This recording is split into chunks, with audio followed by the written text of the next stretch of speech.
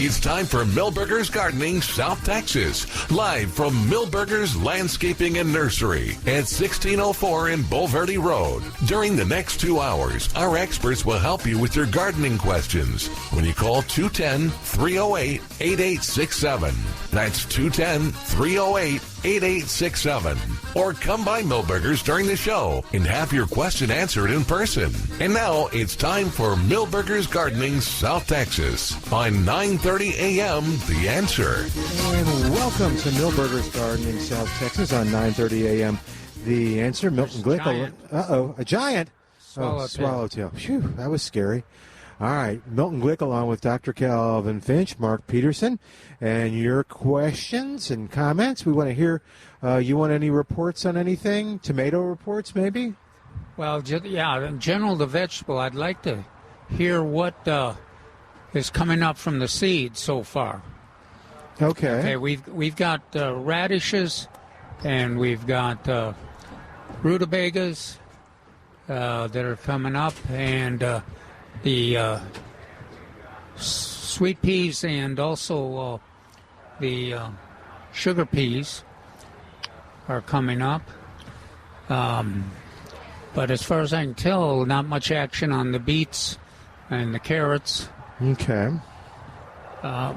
So if anybody's got a report on the vegetables, now the transplants are working wonderfully, Mark.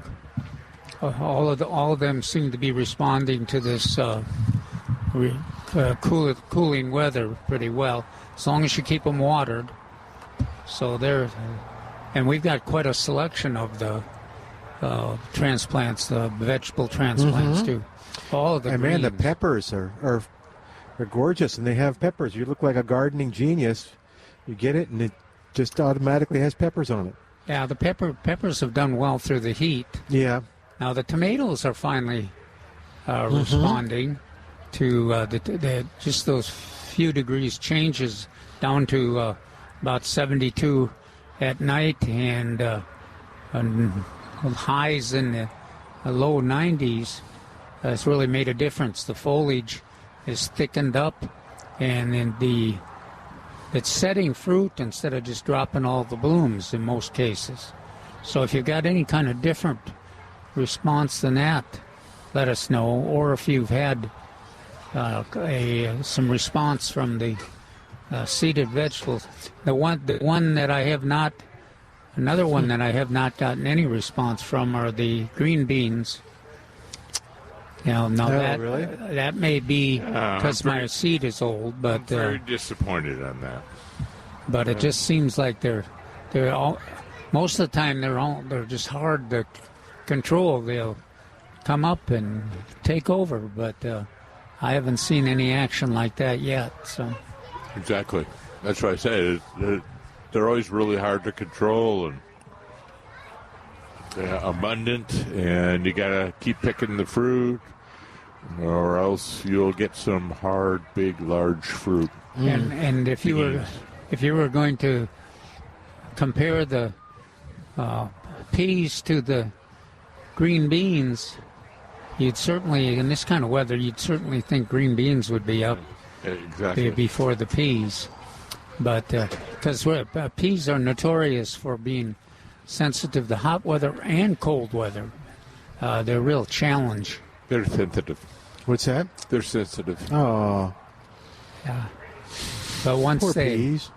But they're worth it once they come up. So that would be great if we could get that kind of a report. Yeah, tomato report. There's more 968s that I'm seeing now. They're still green. This is in a container too, so just FYI. And the bigger ones, that's the tennis ball size I put it. That's still going great. There's some more on there, some small ones that I noticed today, and the other two I don't think have anything. They're the bigger ones. But the foliage is looking better? Yeah, it is looking better. The one that got eaten up by the worm, the caterpillar, whatever, I guess the caterpillar, is now kind of rejuvenated, and it's fighting to come back. And then the other one, I think the soil is not great for it, but I might try to amend it. But anyway, it's not doing much. It looks great, but there's no fruit. But that's apparently from what our listener told us yesterday. And there are some blooms that I look and see that have dried up. They haven't fallen off yet, but they've just dried up. Are you seeing any spider mites? Oh, no, but I could look. I mean, yeah, that's. Is that I one think of the characteristics? some gardeners are reporting there's still spider mites because of the weather. And some of those the earliest ones I planted were infected by spider mites, and the 368s, and they're hanging on, but not looking great. If it was a normal year, I would just have pulled them already. But I'd like to make it's been so long since we've been able to grow those. I'd love to have them survive, and once the weather cools, they can probably deal with the spider mites. Oh, he got a cool pumpkin. That's it's a funny color, though. No, it's not. All the spice has been taken out of it. Oh, all the pumpkin spice? Yeah, pumpkin spice has been taken out. It's been sucked out of it. So it's a yellow pumpkin. Yeah. Also, we have green pumpkins. We have orange pumpkins. We have all kinds of pumpkins. White pumpkins? Did you? Yeah, the ghost pumpkins. I like to call them the ghost pumpkins. Did you see the interesting gourd on when you walk inside? Yes. Yeah, that is. You didn't hear my comment on that. No, what was your comment? It looks like my bowels. Thank you. On that note, well, thank you for listening. But yeah, did you see the one I'm talking about? The one? I'm pretending I don't know you two. No, I don't blame you. It's weird. It's strangely contorted. Yes. So there you go. It's more information about Mark than you ever wanted to know. But this is Pumpkin Central. The big pumpkins, small pumpkins, all of them have stems on them, and then there's the maze and the. All kinds of fun here at Milberger's, and lots of great picture opportunities. Did they get the train fixed? The train's being worked on right now, even as we speak.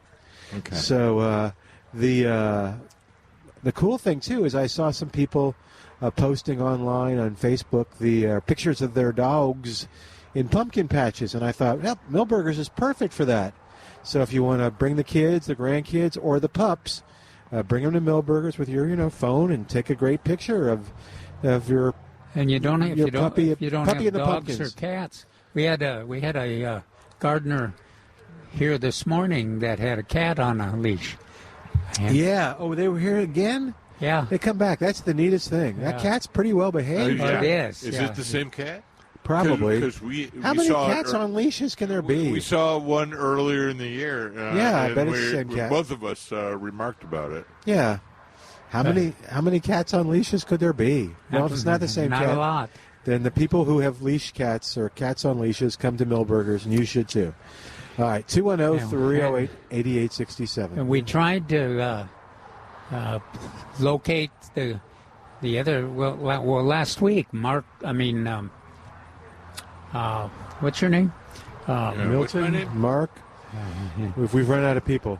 Okay. It's okay. Just make something up. Milton was able to get some wonderful pictures of both monarch caterpillars, and one of the neat things was that it was not only on the tropical milkweed, but he got a caterpillar that had hatched and was prospering on the tuberosa, which is the butterfly weed, which has been I've never seen one on there, and a lot of the naturalists and researchers that write about them say that it's not one of the sites where the butterflies do well. I guess they're going to be sorry when they see that picture.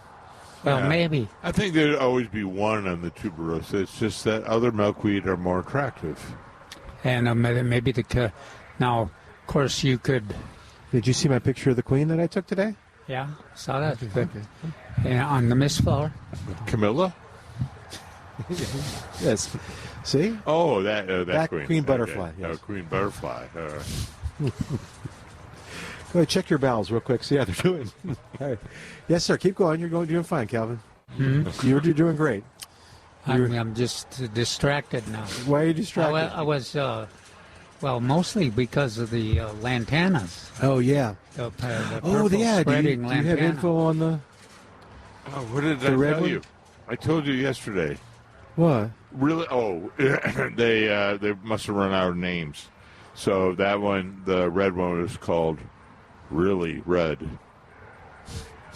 And that's the one that Pat was interested in, right? Well, with Just that a one, different he name. was interested in a extremely red one, and I said, "Well, the old name was Dallas Red, but I will go look for you." And that was last week, and that purchase, the group, was called Salsa. This one today or yesterday was a selection called Really Red, Yeah. and they are Yeah, they are. really red. Pat, you need to come by and see this quick. Except for the orange influence. Well, they It's got it's a reddish orange, but it's a deep reddish orange. I like that salsa name better because it had red salsa. and orange in it. But yeah, and there are fewer today than there were yesterday. So Everyone wants red. yeah, and it's one of those plants too, like the plumbago, where you see it and you just it stops traffic. So this is a good day to come by and check it out. And you It's right- did you purchase a plumbago? You said you might, or you already had. No, I have purchased. plumbago. Okay. Our And it- plumbago is the lighter blue. Oh, okay. You know what else? have Boy, a dark one plumbago is just tough. I mean, we Yeah. tried to move some by doing cuttings and sticking them in because we were cutting them from where they were, and half of them made it, which is just probably pretty good because I don't do a good job of doing the cuttings and stuff. So Now, another thing that folks may want to come to see, we've actually got a small number of stocks here, and boy, they've got that wonderful fragrance. They're the very small selection of that's 6 inches tall. That's why I'm waiting to get my dose of stocks for the larger version, which should be here next week or so.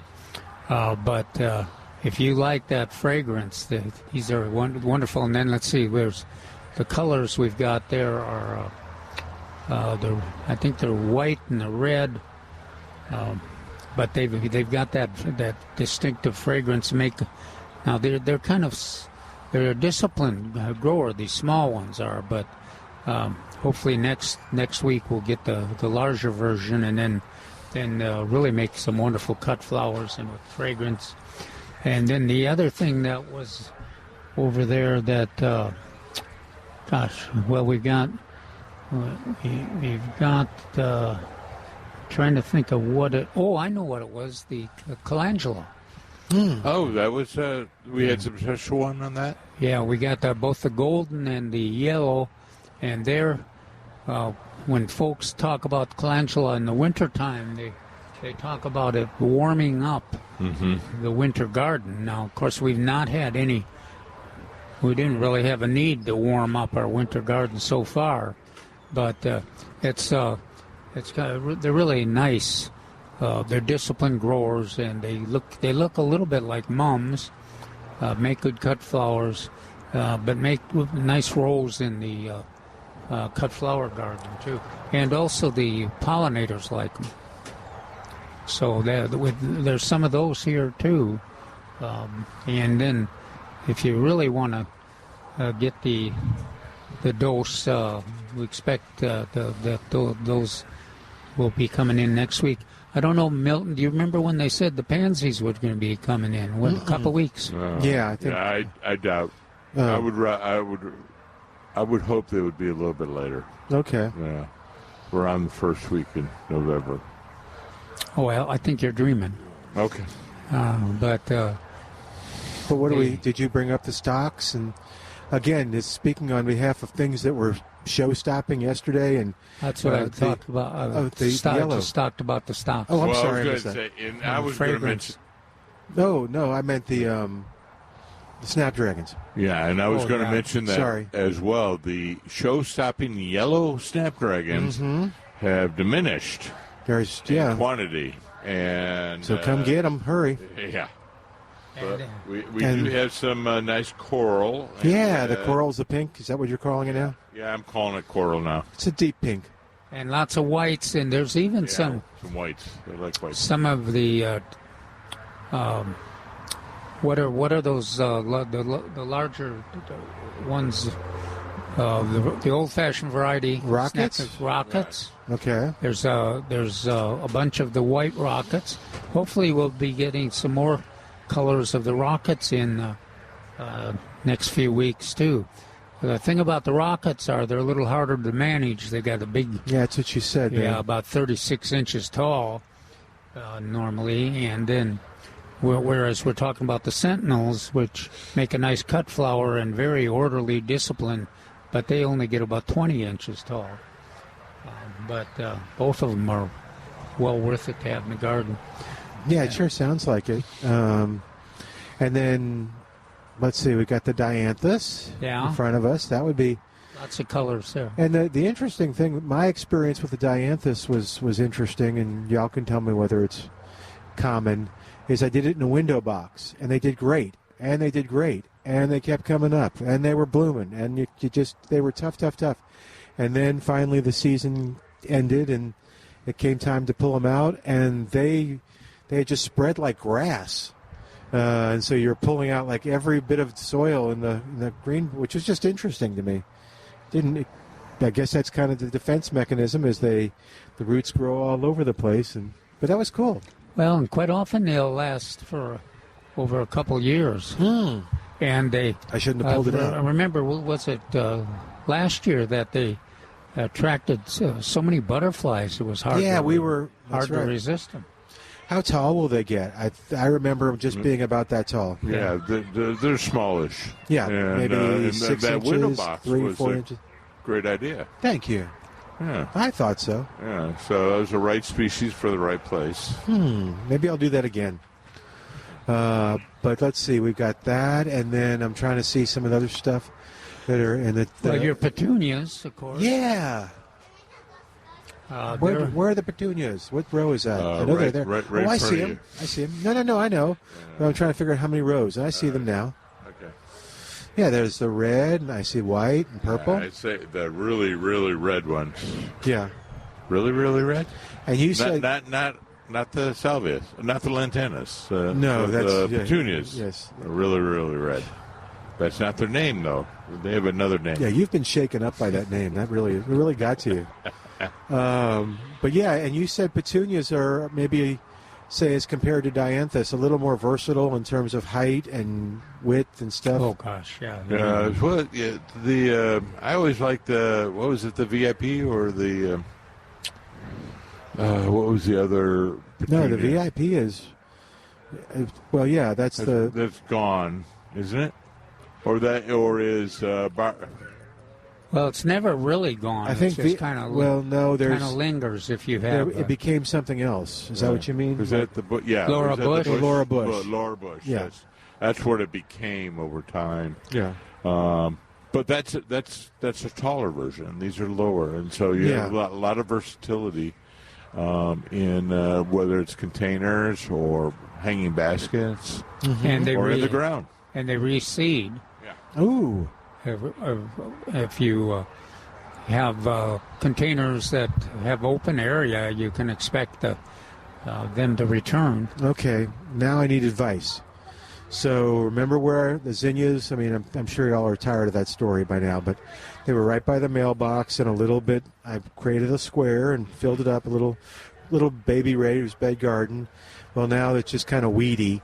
So I was going to either go with petunias or go with the snapdragons. Do you have a feeling on which one? Well, and then another choice. Well, I was thinking of the pansies. I've got a lot of my containers that I'll replace, the vincas and even zinnias with pansies. But, I'll have to ask some questions. Snapdragons. Okay. I'd go with the snapdragons. Snapdragons, here's where you're voting. Yes, sir. What are your questions?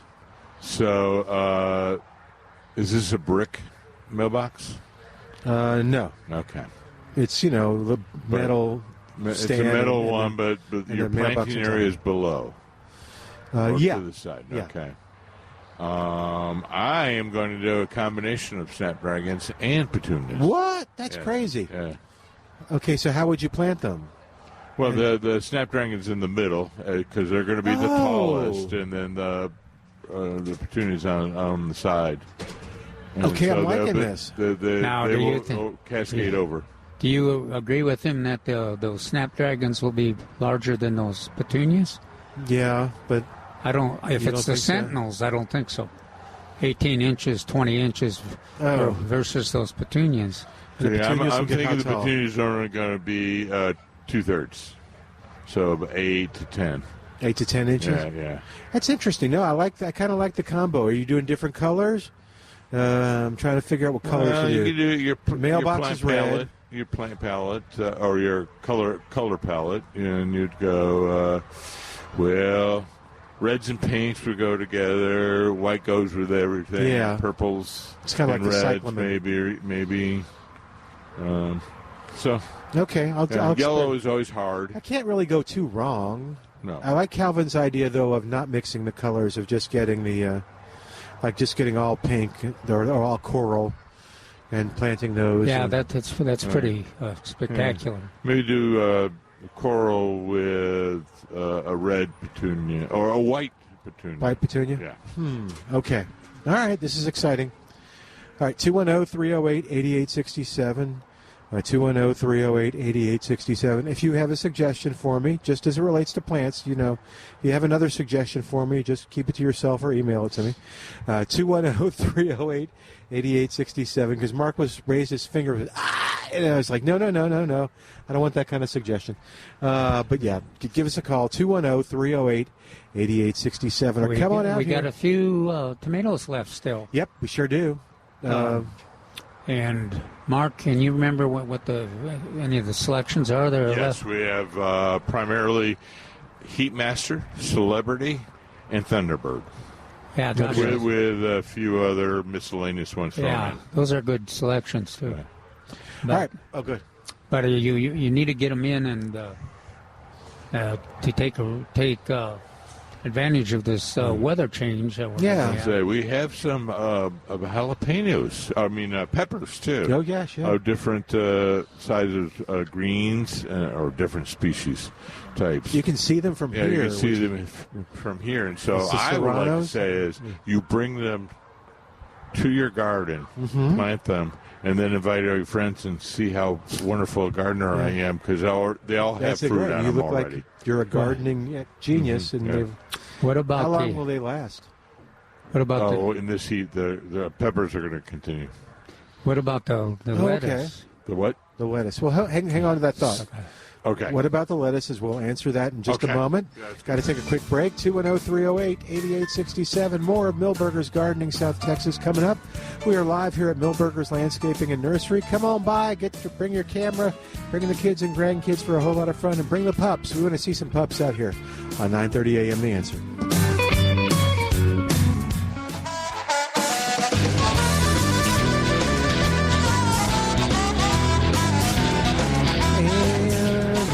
Welcome back to Millburgers Gardening, South Texas on 9:30 a.m. The Answer, 210-308-8867, 210-308-8867, the number to call. Oh, they're getting some Mexican heather. Is that what that is in the cart? Yeah. Yep. Yeah, it's fun to see what people get. All righty, so when last we left you, Mark was going to tell us about the lettuce. Mark, what about the lettuce? We have lettuce. We Woo-hoo! have all kinds of lettuce. We have lettuce. All right, we have sing for different Tanya. shapes. We have some curly top, both red and green, and we have some regular lettuce, and we have some leaf lettuce. I wanted to say it was romaine, but I didn't look at the tag very well. Okay. But we have some leafy lettuce. So if you've got a container on your patio in full sun, or even mostly full sun, that really mix of those leaf lettuce, different colors, really is attractive and tasty, nutritious. Yeah. So yeah, the red curly top, that's a leaf lettuce, and it's delightful to have on a sandwich. Very artisanal. Now, one of the things we didn't mention that the lettuce seed so far in my garden is not germinated. When it makes a decision to do it, it'll suddenly all be germinating everywhere. But Now, is this Crawford, or is it just okay? Crawford lettuce, lots of places where it's produced seed, and the seed is sitting on the ground. That's another thing about if you're planting leaf lettuce by seed, don't cover it with soil. What's the rule? What's the rule, Calvin? Never let soil cover the lettuce seed. No. Yeah, it needs that. There's a complex story about the colors of the light that it requires to get it to germinate. But basically, it's just don't cover the seed and put it on top of the soil, and it'll germinate. And then if it's Crawford reseeding lettuce, you'll probably get it back every year for a long time. Yeah, I'm sure that the old KSAT area where Steve Brown used to let it grow is probably covered by. I was going to say, is this the source? They've upped the security around that because I go by it quite frequently, so they got some fences up. So maybe the seed has gone beyond the fence. One can only hope. We don't we don't know what the. Do we still have some seed here at Milberger's? We used to give it away. I don't know. I do not know. We'll have to ask around.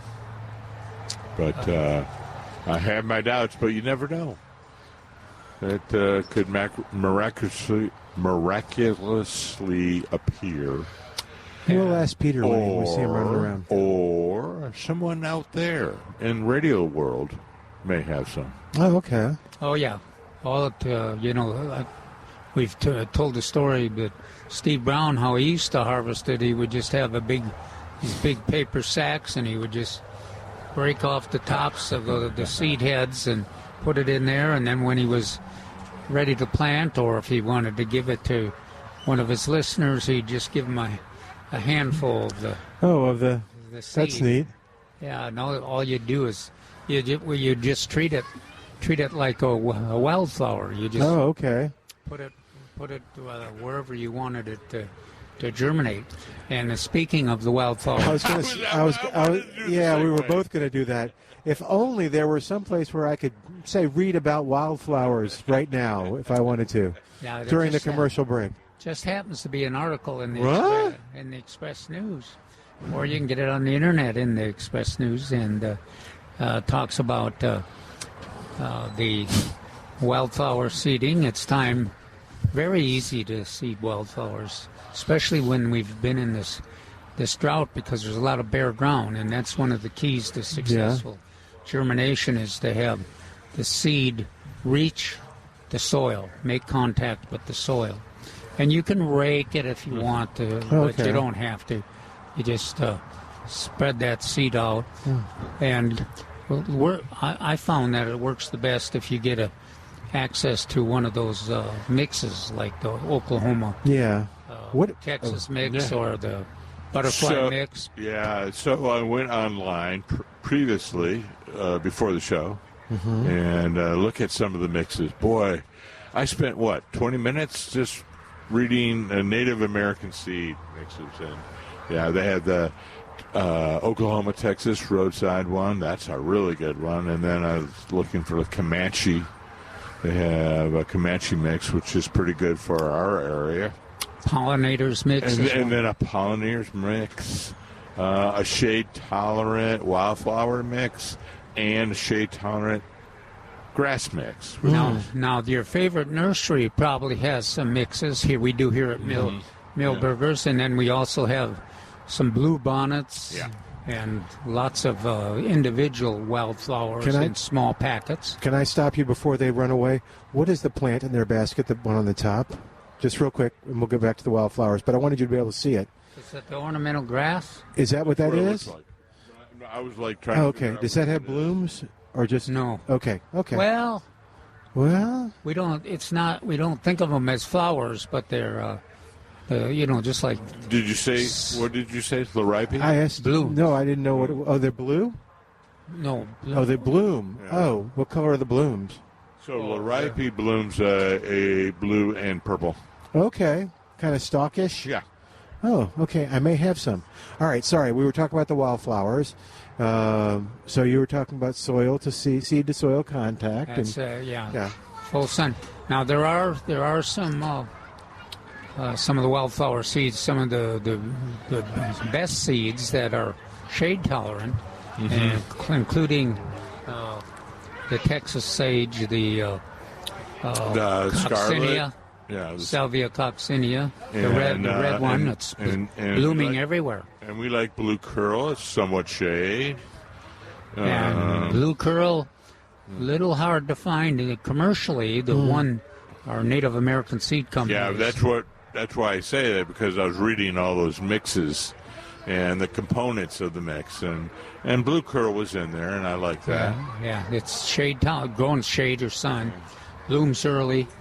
The coccinea, Salvia coccinea, blooms over a long season and blooming into the winter, and it's got the one that's got the red flowers. Now we mentioned you can find those seed mixes and individual seed packets at your favorite nursery, including Milton. We have some. Yep. Or you can go to one of the internet suppliers, and we've got three favors that work with us a lot. A Douglas King Seed Company, a Native American Seed Company, and Wild Seed Farms too. So all of them have their mixes, and they're all responsive.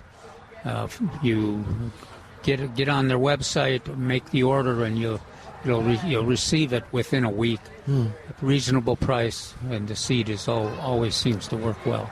All right, 210-308-8867 is our number, 210-308-8867. So tell me more about the liriope. Where do I put it if I get it in full sun? Not full sun. Oh, not full sun. It is a shade plant. Ooh, and usually what we do is make a pattern with monkey grass, which is going to be shorter. It does not have a flower. Okay. And then we use in fact, you can get like 3 or 4 different sizes between monkey grass and liriope. So then we work on like towards the center of the bed or towards the center of a tree, that we'll use the taller liriope. Okay. And then liriope does come in different sizes as well. But there's a standard and a giganta and or big blue. And so there's different ways you can use it, but we usually use it in a shady area as part of a shade garden. In fact, it's one of those best choices for when your landscape has gotten too shady for support of a lawn. Okay. Liriope does really well, and does it spread? It doesn't. Oh, okay. And fuller, but it does not spread. Okay. And so that's why I like using monkey grass. Now, I like the standard. I do not like the dwarf. It's just a little too inconsequential. So I like using standard monkey grass and kind of a pattern with taller liriope. Okay. Yeah, and you can mix it some of the other shade-tolerant plants too. Asiatic jasmine and Ruellia. Yeah, this is one of my favorites. And we don't often use it, but ajuga, bugle bell, I think is no. I just call it by its scientific name, ajuga. It has a little purple flower. Huh. Uh-oh. Uh-oh. All right. We'll have an increased saws rate over here. Yeah, I'm sure they'll fix it.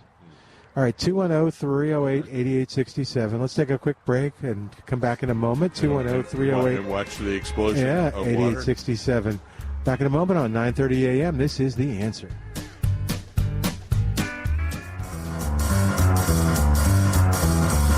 And welcome back to Milberger's Gardening, South Texas on 9:30 a.m. The Answer. Hey, she brought some pumpkin pups. I bet she's going to have them take pictures. And then another pup, too. What is that? Looks like a lab mix or something. Yes, To take pictures in the pumpkin patch. It has extraordinary big feet. Yeah, it does have. It's got the. It's probably a pup. Oh, we're talking about you. We're talking about you, pups. All right. 210-308-8867. Did you finish your ajuga? Which sounds like a cartoon noise. Yeah. No, it is a beautiful little plant, low growing to the ground, and a beautiful little blue flower. It's very blue or purple. The problem is if you have deer are very attracted to it. Okay. And they'll eat it up right away. Gosh, that little girl is so bold with those dogs. That dog's licking all over her. Yeah. All three of them. Yeah. But good, they're going to take pictures in the pumpkin patch. All right. Post them on Millburgers. All right, 210-308-8867, 210-308-8867. Got a few minutes before we get you caught up with the news. Yes, sir? Oh, no, I was just going to say, Calvin made, during the break, Calvin and us, and we were talking, we were discussing, a lot of times those shade gardens or a lot of shade plants, once they get established, they are really low maintenance and don't require a lot of fertilizer or water or mowing or anything like that. So they're no pesticides. No pesticides. Sure? So comparing lawns and these various types of plants, there is no comparison. You always go with the perennial plants. And you live in an area that has lots of shade because they've got lots of big trees and older homes. Right. What are some of the more popular plants that you see used? Well, there's always ivy. Ivy was the Baltic ivy or Algerian ivy have always been popular. Asiatic jasmine. I have a lot of purple heart. Right? It's very attractive. Speaking of low maintenance. Yeah, boy, oh boy. It's usually the other, and how do I keep it out? But trying to get some people to use things like dwarf plumbago, which has the great name of leadwort. But some of sedge we're talking about. Yeah. We see some of these people have been recommended sedge in the area. It is low maintenance, and it does blow in the wind sometimes. Oh. It doesn't have a flower, that's why. Oh, okay. I always like flowers. Let's not forget perennial plants as well. Yeah. So some of the best shade. Mexican honeysuckle I ever saw were at the Steve's house, downtown King William area. The Steve's house. It was a place that you could walk around, and do you remember? So that and shrimp plant. Yeah, and Turk's cap. And Turk's cap. Yeah, they all. If you want to cover, got a lot of territory to cover, and you like blooms, so and you can put up with a little taller plant. That Turk's cap and shrimp plant are good, really good choices. Yeah, I've got both shrimp plants, and I probably had them for years now, and they've been through the freezes. They all came back. Hummingbirds love them. Yeah, I've got the newer one with the orangish blooms, golden, more tubular. Yeah, and then I've got the old-fashioned, the rust-colored one, but I really like both of them. So, anyhow, 210-308-8867.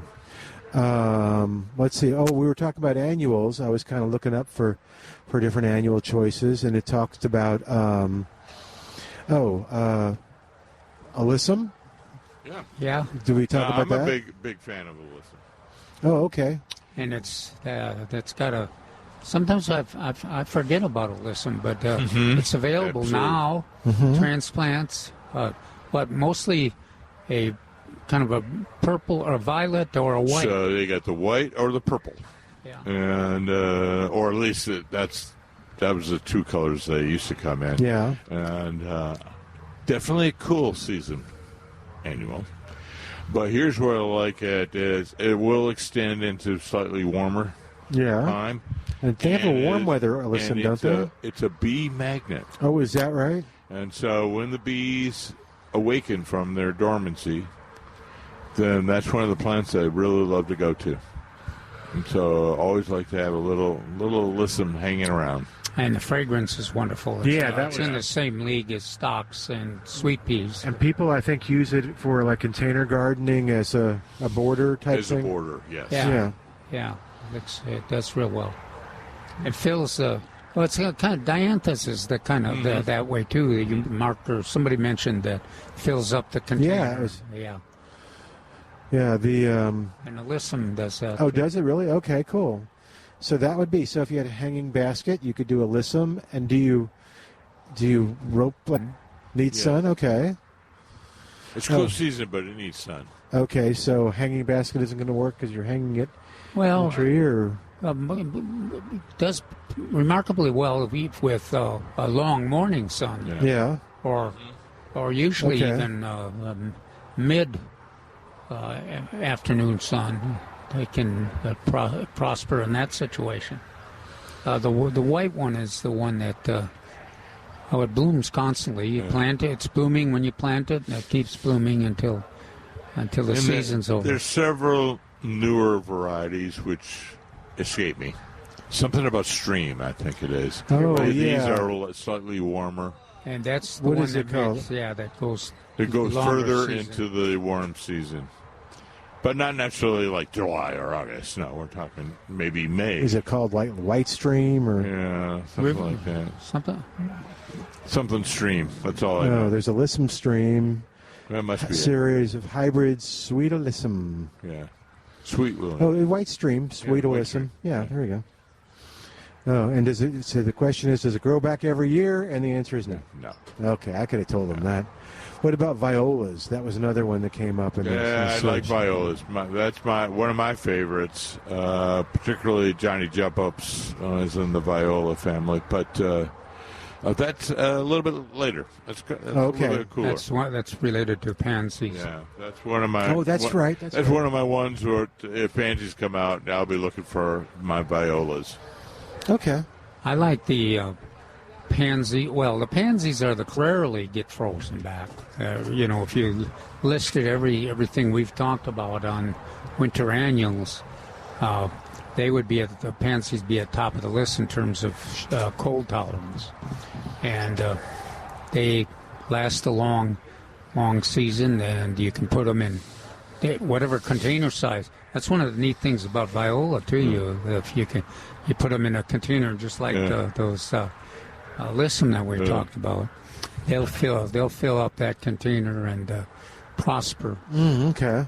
They need they need full sun, but morning sun sometimes they'll tolerate too, and then they bloom over a long season. So sometimes they'll put up with a couple of different sun situations. But yeah, they're beautiful and interesting colors. And I know that is apparently appeals very, very appealing. Yeah, violas? People bring I'm sorry, alyssum. You were talking about. Alyssum is fabulous. Is it okay? Yes. I thought maybe I was missing something on the violas. Alyssum needs sun too, right? Lots of sun. That's correct. Okay. Yeah. But as Calvin mentioned, a long morning sun would be wonderful. Maybe I should do an alyssum. Maybe that should be my white in the mailbox garden. It could be. Well, you've got those other in the shade. You've got some spectacular white plants that are going to be available about the same time the pansies are. Oh, like cyclamen. Oh, and primulas. I've never heard you talk about cyclamen. This is exciting. Cyclamen are unbelievable. Yeah, you were a big fan of cyclamen. I don't anymore. Some, if they're in a shady spot, kind of sheltered, they'll last quite a long time. But I don't do like I used to, where you could get them to live through the summer. And then the problem is that they never get back into the bloom. Or they do for about 3 weeks, and when finally it's cool enough. So it's always easier just to get them in full bloom. Yeah. And they're a bulb plant? Do I remember correct? Or do you get cyclamen seeds? No. You need them transplants. Okay. You transplant. Do the grower grow them from seed? Yes. Okay. Oh man, you know what? I'll take that back. They may do it artificially now. Oh, what does that mean? I'm trying to think of the right word. Vegetatively. Is that from cuttings? Yeah. Asexually in the. But it is in a petri dish type thing. Oh. Well, we should check that out because they used to do some bulbs. That's what I thought. Yeah. I thought you had talked about that the plant come the heat, the plant died, but you kept the bulbs or something. I thought you said that. Well, they'll die back in the heat and everything, Back to the bulb. You sometimes can keep the roots and the bulbs alive. Yeah, I think I thought it was more of a cluster of roots. Well, we may have to look at that quick over the next break. Okay, cool. Well, that's gonna come up in a second. Or a cyclamen expert, much like we have lichen experts. If we have a cyclamen expert on Beth, Beth is our lichen expert. If you know of a cyclamen expert, call us, Beth. Another one is the primula. Now, Okay. gosh, those color flowers. Well, no, both of the foliage of the cyclamen and the primula are unbelievable. That waxy green with patterns on it, and then those the flower colors are so intense. I used to describe it by like iridescent blue. Yeah, that'll come. That kind of comes when the cyclamen do, or Oh yeah. Yes. Okay. And they're a little easier to grow than the cyclamen. They seem to have a little more shade tolerance. Yeah, they got one problem though. Yeah. Oh. Slug and snails. Oh.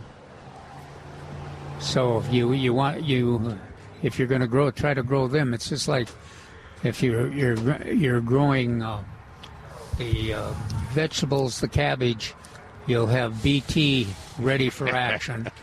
You also need slug and snail bait for the primula. Sluggo. And it doesn't hurt to treat the pansies with that slug and snail. Oh, is that right? Yeah, they're pretty susceptible, but not nearly as susceptible as the primula. But gosh, they're pretty. You know, all this talk about cyclamen and primula, I want Christmas time. This holiday time. I like it just to cool down a little bit. Yeah, I'm just getting a nice warm feeling. Oh gosh, I don't understand. I want a hot cup of cocoa. At your age, I would be nervous about wishing for the time to pass so quickly like that. All righty. 210-308-8867. 1604 on Boulevardy Road. And run around in the pumpkin patch and get your pumpkins here. You'll find every size you want and anything that you could find color-wise. And Milberger's has it. And they'll create the maze for the kids and all kinds of stuff. And we got to find out if those people took pictures of their pugs, and their labs with the pumpkins. All right, back in a moment with more of Milberger's Gardening South Texas with Mark Peterson and Dr. Calvin Finch. I'm Milton Glueck. This is what? That's right, 9:30 a.m. The Answer. We're back with Milberger's Gardening South Texas, live from Milberger's Landscaping and Nursery at 1604 in Boulevardy Road. Come out to visit or call us at 210-308-8867. That's 210-308-8867. And now back to Milberger's Gardening South Texas on 9:30 a.m. The Answer. And welcome back to Milberger's Gardening South Texas on 9:30 a.m. The Answer. I'm Milton Glueck along with Dr. Calvin Finch and Mark Peterson, and we're here on the porch right here at Milberger's on a beautiful day, ready to talk gardening with you. Just call us at 210-308-8867 or come by and enjoy the pumpkin patch and take some pictures and go visit the certified butterfly garden and just she got the stocks and is that petunias too in the back? What do you think? I can't tell. Well, yeah, it's petunias was dianthus. Oh, it's dianthus in the back? I don't think it stops. I'm not stocks. I keep saying snacks. In the front of it, though? And the closest to the where you pull? Okay. Yeah, it looks to me like those aren't snapdragon? I mean, lots of dianthus. Okay, oh, she's getting dianthus now, too. So, okay. I don't know. Because the stocks that we have right now are small ones. No, I didn't mean stocks. I meant the snapdragons. Oh, yeah. The coral ones in the front of the wagon. Yeah, definitely snapdragons. Okay, cool. All right. 210-308-8867. Uh-oh, Mark's looking. She's into the red versions. Yeah. Lots of different That's reds. cool. Good for her.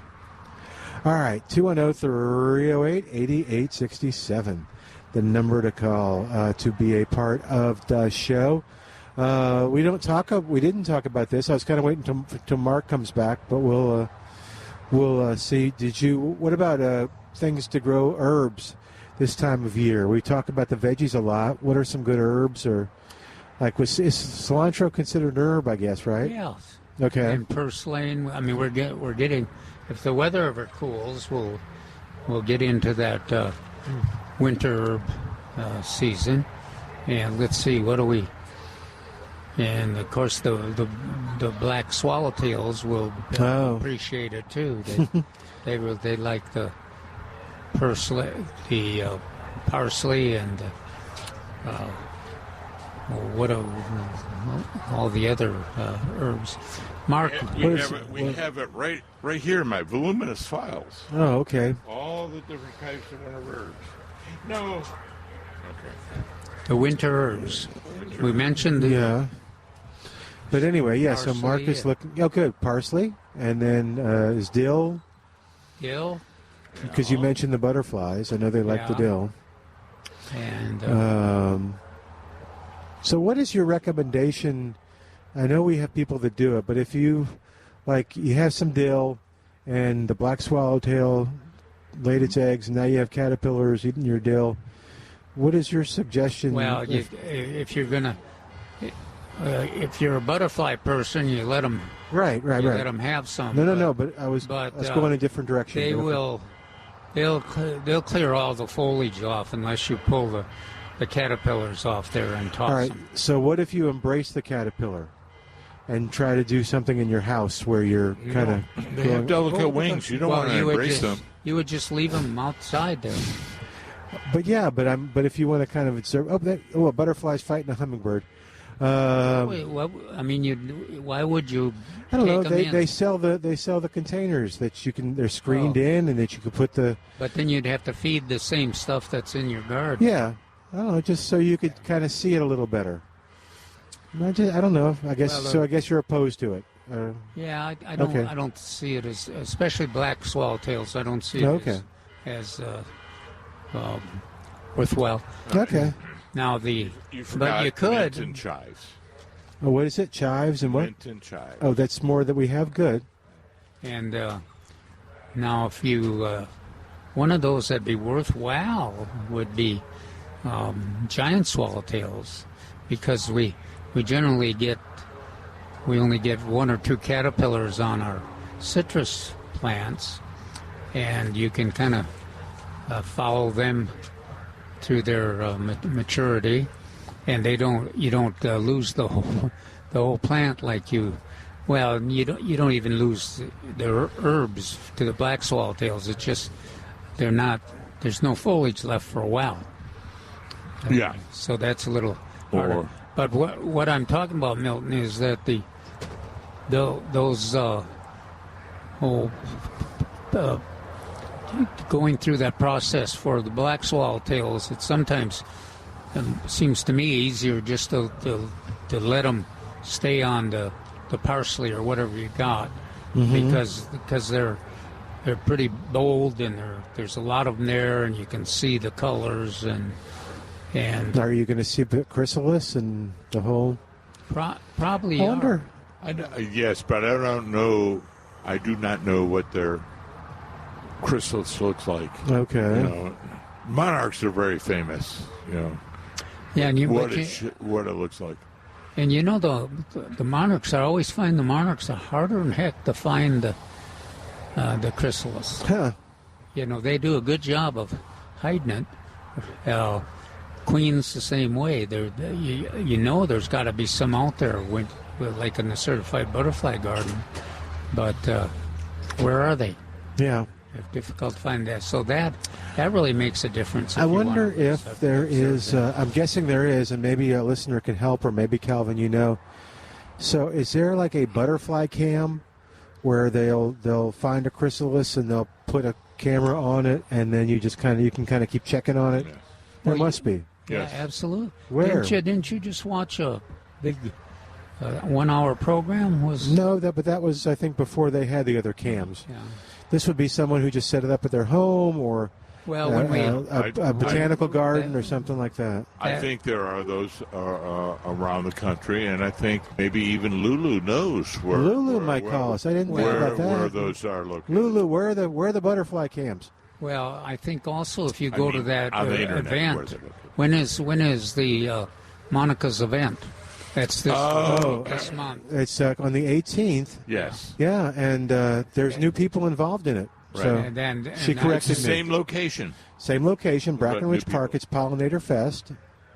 And they would have access. All right, I will give them a call and see if they'll be a part. That's a good idea. Yeah, because I just want to sit at the house and watch it on my TV. Hey, they have it for eagles and peregrine falcons. They must have it. There's purple martin cams where you can it's focused on a purple martin house. Hummingbird cams, I'm sure. Well, and as Trey showed us, there's a bat cam. You don't always see the bats. Oh, yeah. And who else was Steve Brown was into bats too, wasn't he? Wasn't that what he had? Well, that's what I've been watching on my Facebook the last couple of days. There's a site out there that has. They're also selling these little cat houses. They're very nice, very chic, very chic. They're elevated cat houses. Oh, okay. But they also have a camera in there. So. A cat cam? Yeah, a cat cam. I can't. Don't tell Tilly and Darcy about it. No. But it's very enjoyable. Cats come in there. Maybe rain, and they'll come in and hide out during the rain. There's always a little food there, a little snack.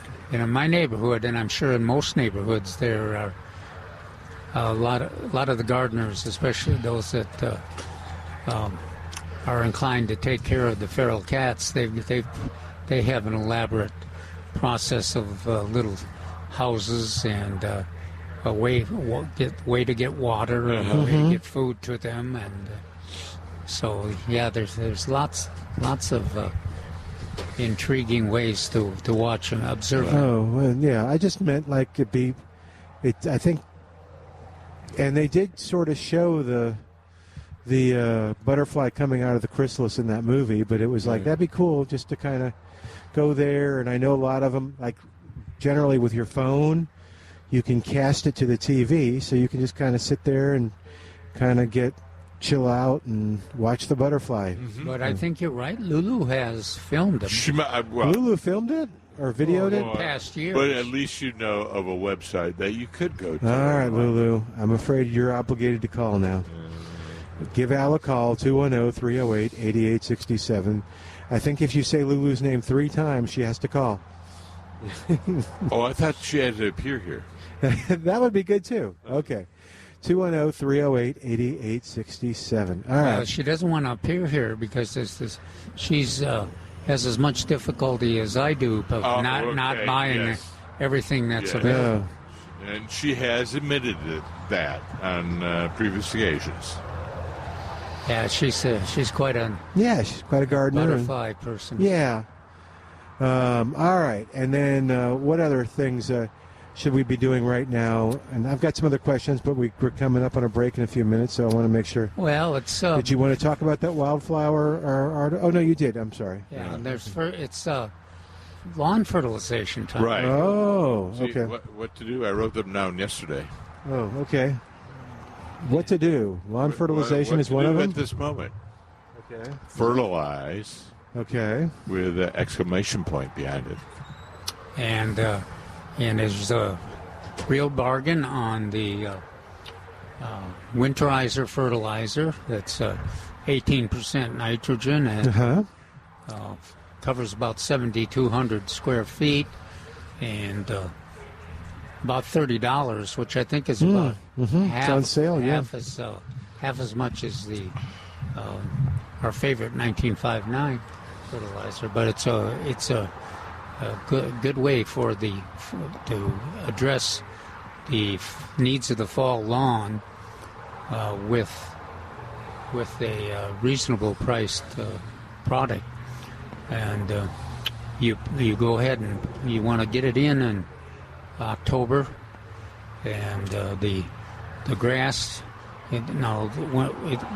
Mark and I have talked about this quite a bit. The question is, do you want to use it if your lawn is not green or in pretty good shape? If you haven't been able to water it, then you probably don't want to fertilize this fall. But if your lawn is looking good and you want to have it prepared for a fast start in the spring, you would go ahead and use the winterizer fertilizer, and the lawn would, the new chemistry of the lawn would accommodate the nutrients, and they would store them, and then they'd be ready for fast action in the spring.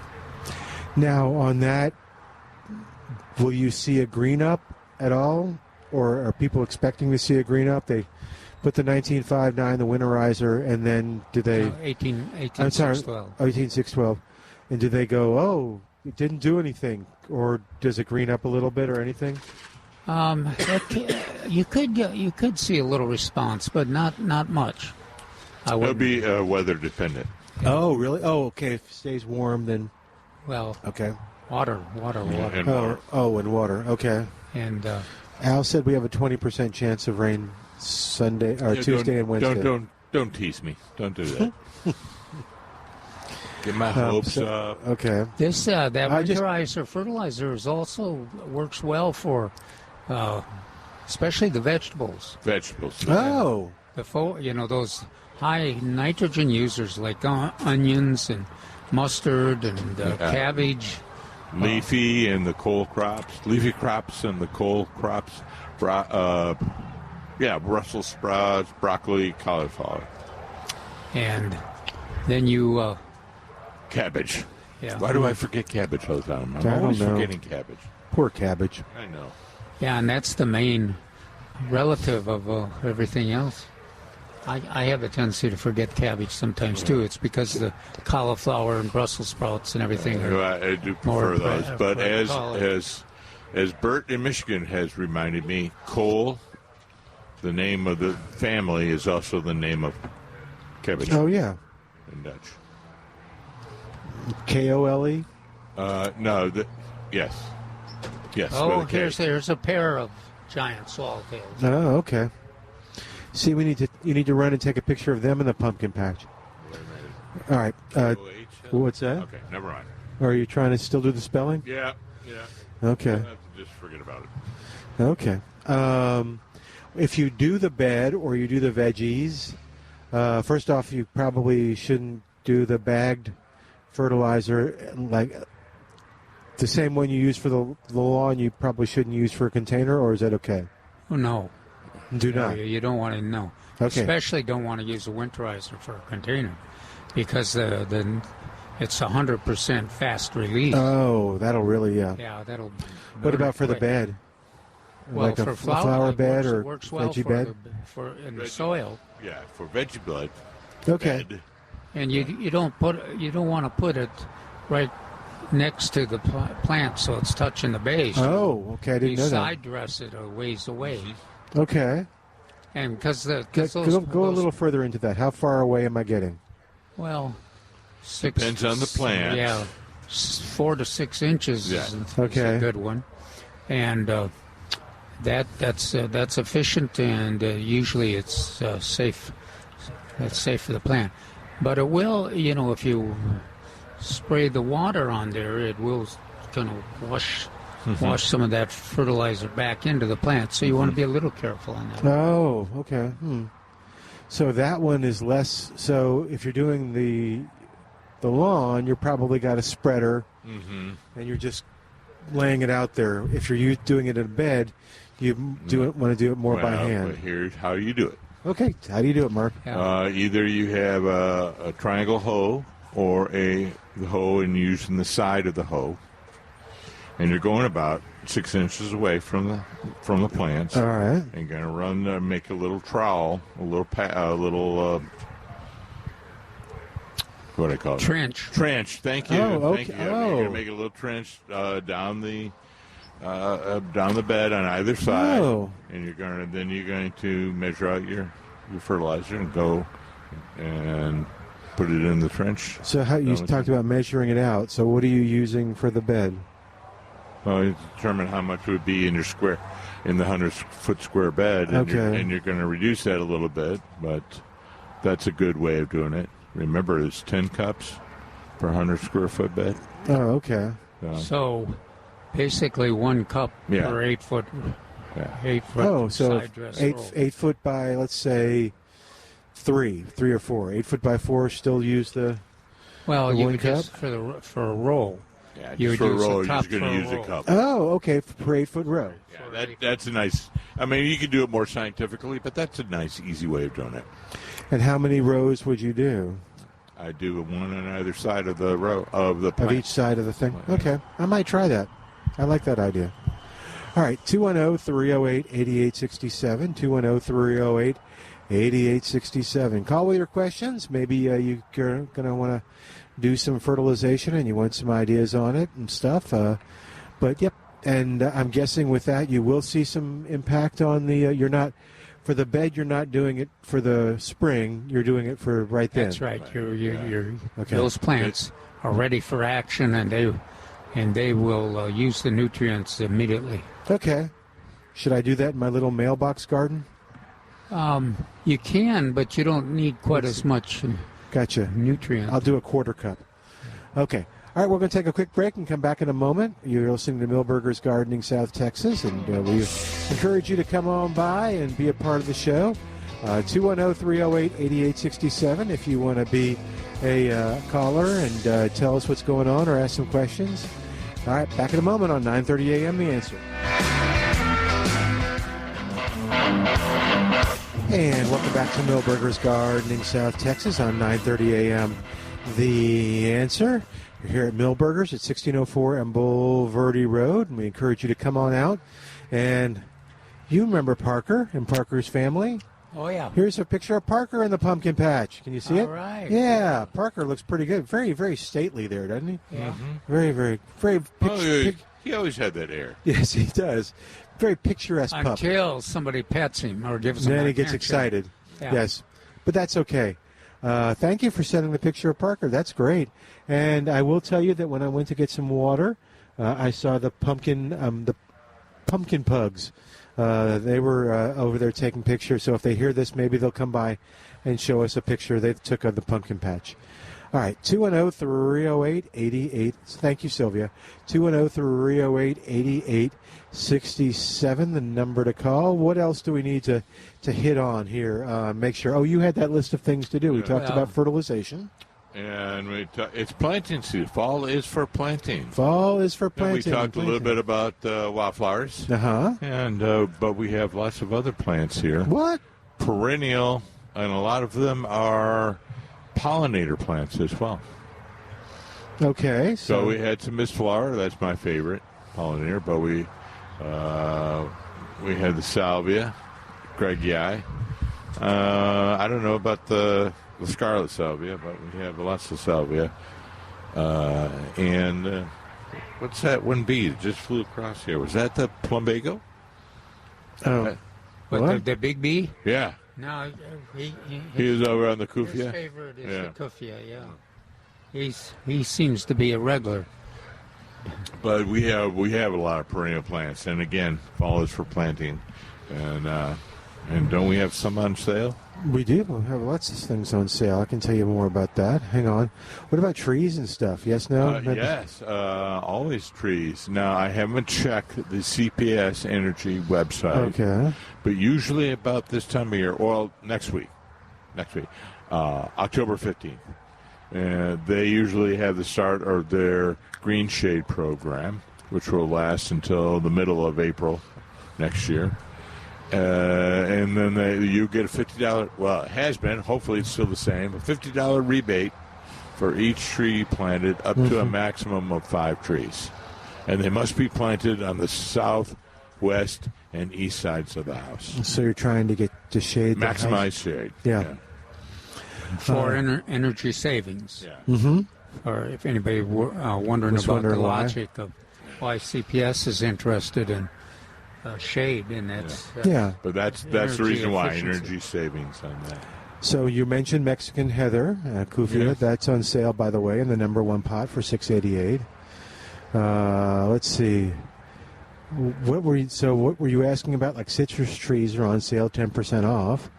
I'm just wondering what was available on sale. Okay. And I'm like trying to think what specifically I was thinking of, but we do have lantana, which is a pollinator for butterflies mostly.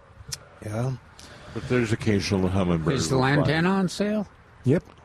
Which ones? All of them? It's with #1. It says #1 pot. Excellent. We have lots of colors here. Yeah, and including red. What is it called? Really red. Really red. Okay. And it is really red. #1 pot is $8.88. Normally $9.99. But we also have new gold lantana. Yeah.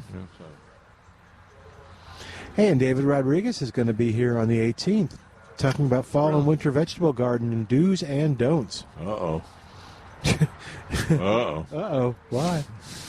Let's see, citrus. And then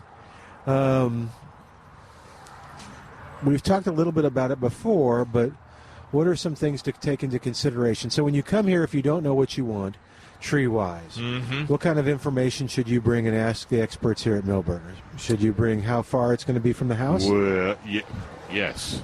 Okay. Well, that is a pet peeve of mine. I know. I'm pushing all the buttons. People, do not let the tree grow 1 foot from your house. Please. Well, and you want to do some research about making a decision about what kind of tree you want to select. Fast is not always appropriate. What does that mean? All the time people come up, what's a fast-growing tree? Yeah, they want a big tree quickly. No, that's not appropriate. Okay. And buying a big tree is not always appropriate.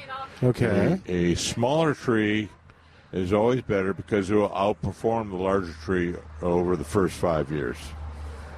So you want to look at that. But Calvin is right. Ask some questions.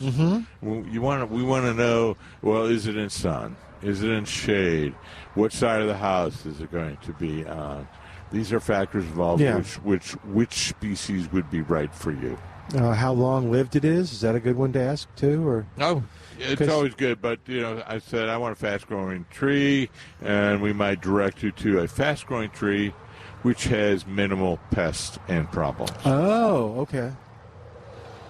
And then at this point in the conversation, Milton, go, which ones would they be? Which ones would they be? Yeah. Well, we like Mexican white oak. Okay. These are fast-growing ones with minimal problems. Mexican sycamore. Cedar elm. Cedar elm. I like cedar elm. It's a pretty tree. Needs to be properly pruned, but what else is my favorite? Montezuma cypress. Yeah, I was just looking at the big one right there. One of my favorites is Texas red oak. And Texas red oak is usually in my first 5. Yeah. Okay. Grows fast, has a nice shape, easy to take care of. Now it took it on the chin some with this freeze, but it wasn't alone. There were a lot of our species had a tough time. And pecans especially. I know I've gotten a lot of questions about not recommended pecans much for shade trees, and there's a lot of reasons that, but especially we saw that this winter and those freezes, when they're growing in a situation where there's not enough soil, where there's On slopes. no water reserve or reservoir, then you end up with all those dead branches and lots of branches falling, even more than normal. On a pecan, especially. They do not have strong wood. And so when they die, they will drop those branches. And then I sure like pecans, though. well, I've had gardeners say, well, it's wonderful because they produce nuts. Well, they don't always produce nuts if you don't have two inches of water a week. Right. Or if you can't, if you don't aren't able to apply pesticides or special fertilizers. So I say, you know what? I'll get my pecans at HEP, and not worry about getting them from the tree in the yard or my neighbor's yard. But I still did like our pecan tree that we used to have. Before it got sick and died? It didn't get sick and die. It was a great pecan tree. It's big old, but we lived near San Pedro Park for that time period, and there was probably a little bit more soil there, even though it's above the fault line. He had probably a little bit better soil. You can just, if you want to see great pecan trees, you can go all over San Pedro Springs and San Pedro Park. But I realize that there are lots of problems with that as well. So you mentioned pecan as probably a no-no. The other ones that I would put on the no-no list, don't do it, are American sycamore. Okay. Shumard red oak didn't seem to tolerate our droughts very well. We've seen a lot of those die. Well, I always have a problem with magnolias. For the same reason. Magnolias belong in East Texas, but if you live down in King William, you may have enough soil. Okay. Or other parts of San Antonio with that. Certainly no species from the north. No red oaks. Red maples, silver maples. What else? Japanese maple? Japanese maples. Is good or bad? Bad? No. We try to grow them on the Riverwalk. They try to grow them on, but they have a short lifespan, and they tend to turn brown in August. They're awfully pretty. Yes. Magnolias or not? No, I would rarely put a magnolia on. Now, I saw a couple of beautiful little gems up in the Stone Oak area. And I told the homeowner, I said, these would be the only ones I'd ever plant up in this area. And they're doing quite well with a tremendous amount of irrigation and fertilization. That's the magnolias? Yeah. Yeah.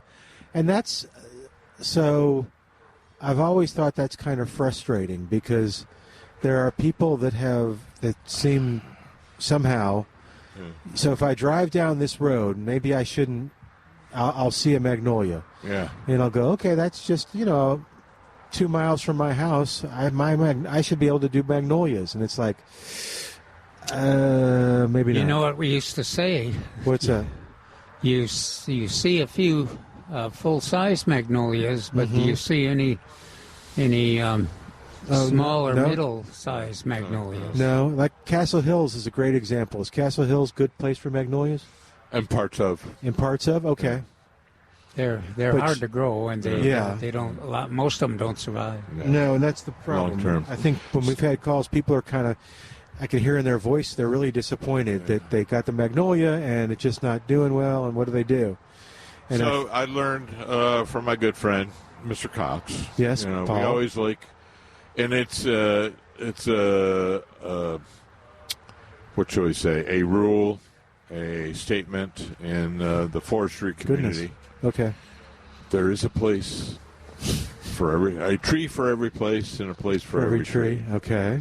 And so so I'm mentioning some of these species that I would not plant in San Antonio, but there are places where you could probably get away with it and it would live a long and healthy life. So speaking of Paul was excellent at, and I love this, is that you'd be talking about something and he would give you the location of where there was a great specimen of it. And it didn't matter. It wasn't like it was a surprise or he'd planned it. He could just rattle it off. Somebody would call and say, yeah, I'm interested in getting a blankety-blank. Yeah. There's a great example of blankety-blank on the corner of I-10 and...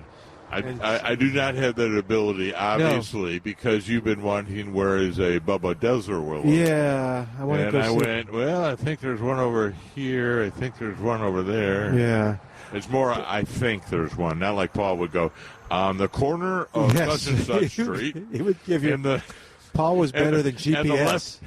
And the left-hand side of the yard. But I couldn't decide whether it was safer to have Paul as a passenger or Paul driving. Oh. Because as a passenger, he would jump out of the car every time he saw a tree that he wanted to look over. No, I wouldn't want him driving. No, yeah. no. And the driving, he was just he would do the same thing while the time. car was moving. Oh, yeah. Okay, not good. So I was going to ask, so if I drive through Hollywood Park, okay, how many magnolia am I likely to see? 2. Okay, and if I see 2... I happen to know where they are on those ones. Oh, okay. Isn't that kind of an indication that maybe Hollywood Park in my neighborhood is not the best place to put magnolia? No, Hollywood Park has some very shallow soils. Yeah, that's what... So if I see... How many is in Southton? How many magnolias would you see in Southton? More than 2? More than 2, yeah. Yeah. So I guess that was my point.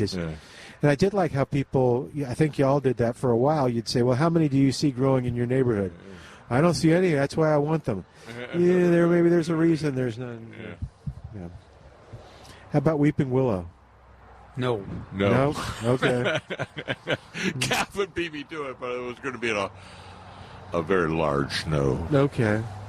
Any others that you can think of that people who from the deep south would want that really? Well, no. Also in some cottonwoods or poplars. Oh, okay. Those I would not plant here. Too dry, but also there's cotton root rot, and some species are more susceptible to that than others. Okay. Well, there's some tree species that don't give us a choice. Which mean? What means they come up between them and the birds and their what is the tree I'm fighting? Is that's not hackberry. What's it? Hackberry's one. Yeah, is hackberry one? Yeah, that's the one I'm fighting. It was cut down. Yeah. Mulberry's one someplace. But Chinaberry. Speaking of birds, and an excellent tree, it's one that there are 2 I would definitely recommend. One is an aqua. Yep.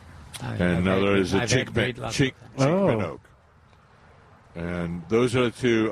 Now, chinkman is not as fast and not as large as the ones I mentioned initially.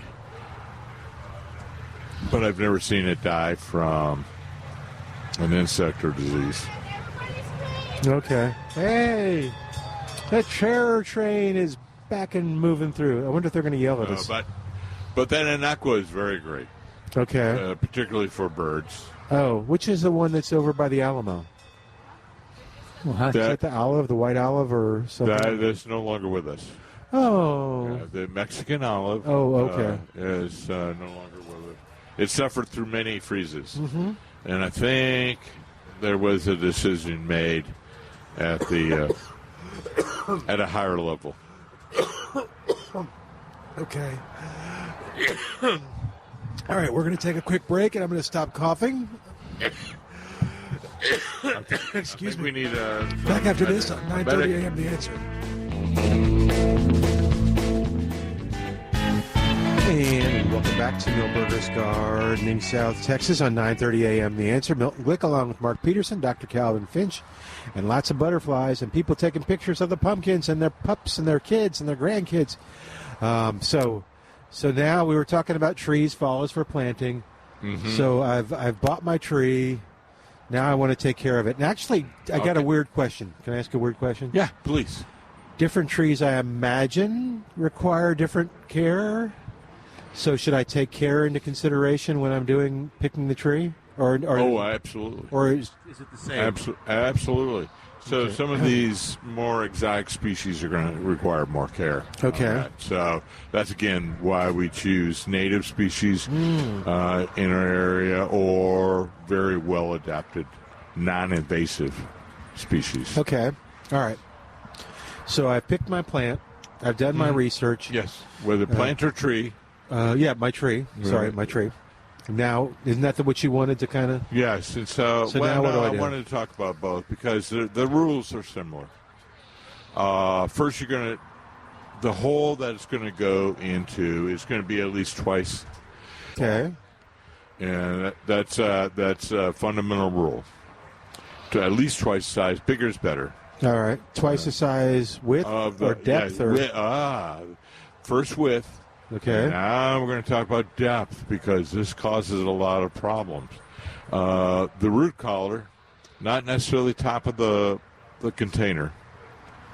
All right. Look to see where that little swollen area, the little bulge, little flaring of the trunk, that is higher on the ground. Now, back in the last century, when I was in school, last millennia, we were told plant that at grade. At grade. Grade level. is... So the surrounding area at that grade. So the root collar was at grade. Okay, so give me more descriptive. So on my table here, the root ball would be right at table level. Oh, okay. Right. Okay. So over time, we've changed that so it's higher and higher and higher. Right now, it's between 1 and 2 inches above the soil line. The root flare. So the root flare is now planted higher. The reason is soil and mulch, or rather compost, organic matter, decomposes. Oh. And so the soil ball was sinking into the ground. And then there's other worse problems a tree can have, but one of the serious ones is too low in the ground. All right. Planted. So over time, we want to plant them high is the rule. So plant them wide and plant them high. All right. So twice the width of the pot. Mm-hmm. Okay. So and then plant them high, 2 inches above the ground, above the grade. Okay. And then do you do anything? Are you putting, like you were talking about, planting other stuff and watering first? Oh, yeah. So a little bit of organic matter, compost. Yeah. A little bit of slow-release fertilizer. Not a whole lot, just a pinch. Just like a recipe. A little pinch of this, a little pinch of that. Mm-hmm. And then just the regular soil from the home. Now, the most critical thing is watering. So when you plant it and you take the soil, water it in. Oh. Put in the remainder of the soil, water it in. Oh, okay. I wouldn't have thought of that. That's cool. Yeah, so that's a little hint. And I always forget to recommend it, but I just always put half the soil in, water it in, and then put the other half in, and then water it in. And then you can want to go into my internationally famous. The Peterson principle. Yes. 3, 2, 1. So it's 3 times a week. For the first 3 weeks? Yeah, for the first 4 weeks. Oh, the first 4 weeks. Oh, yeah, 2 weeks, 2 times a week for the next 4 weeks. 4 weeks. Oh, okay. All right. So 4 is I'm going to give you the other one for the perennial. Oh, okay. So 4 is the common denominator in all this? Uh-huh. Okay. And then once a week the last. And then after that, 1 to 2 times a month, depending on the weather. Okay. So all plants, whether it's grass or little herbs, they like frequent light, changing into deep, infrequent. Okay. Now for plants, it's going to be 3, 2, 1, and you can find both of those. Establishing plants, they'll have it in nice graphic. Yeah, but 3, 2, 1, so 3 times a week for the first 2 weeks, 2 times a week for the next 2 weeks, 1 time a week for the final 2 weeks. Okay. And then, so again, 3, 2, 1. So I have a question for that tree. Mm-hmm. All right. So I've done everything that you've suggested so far, and I got my plan for watering for the next 8 to 9 weeks, right? Okay. How stressed is that little guy that I've taken out of its pot and put in the ground? It's very stressed. All right. Depending on the weather conditions. Okay. Oh, I didn't think about weather. So since we've been growing lots of trees in containers, we've moved the growing season from just the wintertime to pretty much year-round. Okay. And we try not to do it in August or first part of September. But we try to do it. So it could be very stressed, could be hot, very dry. Okay. So we want to make sure that the surrounding area is well watered, and so that the roots can go in there and are maintained. Okay. What are other things that gardeners are going to be tempted to do, like fertilizing? Right. And fertilizing is essentially a salt. Right. Or whether it's organic, it's still pretty much a salt, but it's buffered by the carbon chain on the organic molecule. A potassium nitrate or other types of manufactured fertilizer around, or to a tree that's stressed. Right, that's what I was worried. Trees that are stressed have low amount of particularly potassium, which they use to draw in water. Water goes to a salty area. Oh, okay. So they're using that to draw the water in, osmosis. I didn't know that. And so if you have a fertilizer out there in the soil, what's the water doing? Well, you're actually pulling sometimes the water out of the roots. Oh. So what do we usually see? We see the foliage burning.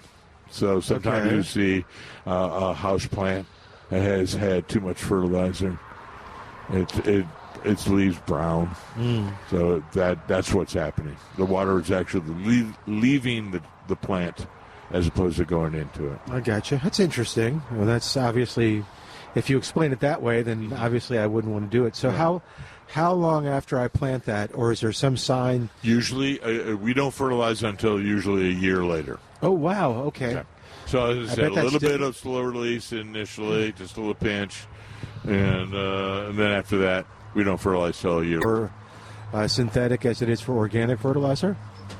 Timing is important. Yeah, okay. It's the same rule, but we can use organic fertilizers a little sooner than manufactured. And I say that just because this time of year. So I tend to use the organic fertilizers in the middle of October, whereas I can use the manufactured fertilizers later in the month or even the first week of November. I gotcha. Okay. November. Interesting stuff. Are there things that you can think of that gardeners are going to be tempted to do that actually they need to, again, wait about a year or so before they just... No, it's the fertilizer. That's always the thing. That's the thing. Well, yeah, you want to... I think people kind of think about themselves as the tree. They're like, I bet it would love some fertilizer. That's the other pet peeve. You know that pet peeve of mine. People say, what do I feed the tree? Tree feeds itself. Okay. You don't ever feed a plant. Plant can feed itself just fine. You're adding nutrients. Think of it more like vitamins. Okay. Think of it vitamins. What do I add the vitamins for the tree? Your supplement. Yeah, supplements. Okay. That's consistent with that book that you gave us, Milton. Oh, on the... I still need to enter... Light eating or... Light eaters. Yeah. I forgot all about the book, and I pulled another book from the top of it, and I went, look at that book. Yeah. I wonder where it was. Oh, It was I got to start reading it, too. Interesting book, for sure. All right, so we were talking about, Calvin, we were talking about kind of the do's and don'ts of planting trees and how far to put them in, do you have any other kind of suggestions? We talked about when to water, how to water. It's 3-2-1, about 8 weeks until you're kind of normal. 12. Oh, is it 4 weeks for the one, too? Yeah, no, it's 3 months where you're doing the 3-2-1. And then... 3 months. Yeah. Doing 1 month one way, 1 month another way, another month. Oh, if okay. necessary, if it's not raining. Okay. And then thereafter, it's 1 to 2 times a month depending on the weather, time of year. You'll know it. Okay. Yeah, so if you planted in March of July or August, you're probably going to be planting, or watering rather, twice a month at least. Also makes a big difference on what your soil situation is, which Mark does a good job of bringing up. Is he talks about the different parts of the community of the. Oh, hey. Oh, Lulu. Hey, she's here. Yeah. All right. Okay. The other thing I just thought of. Yes. When it's talking about watering is something that Calvin and I always bring up and people always forget. Now, some of these rules that I have promulgated refer to native trees or adapted trees. One thing is fruit trees need to be watered more and on a standardized basis throughout the year, because next year's fruit development and health of the tree is dependent on last year's watering. Okay. Oh, okay.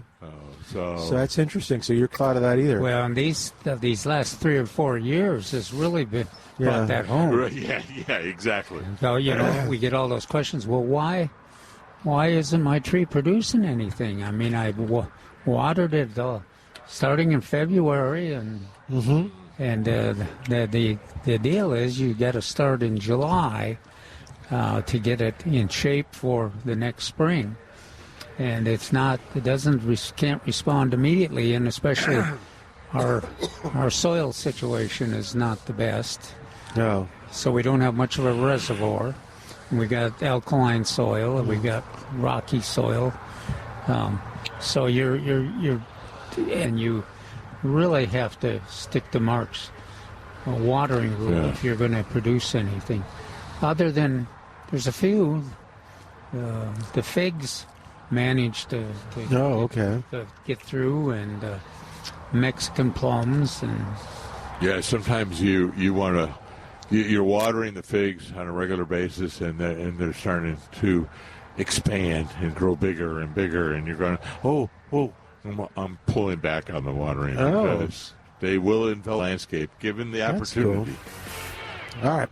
Hey, we're going to say goodbye for today. On behalf of everybody here, I want to thank Al for doing a great job and helping us out here, obviously. And, of course, thank you for listening. We're going to be back next week, Saturday and Sunday, here at Millburgers. So we want to encourage you to come on by or just call us and be a part of the show. We'll say goodbye for today. I'm Milton Glueck. This is 9:30 a.m., The Answer.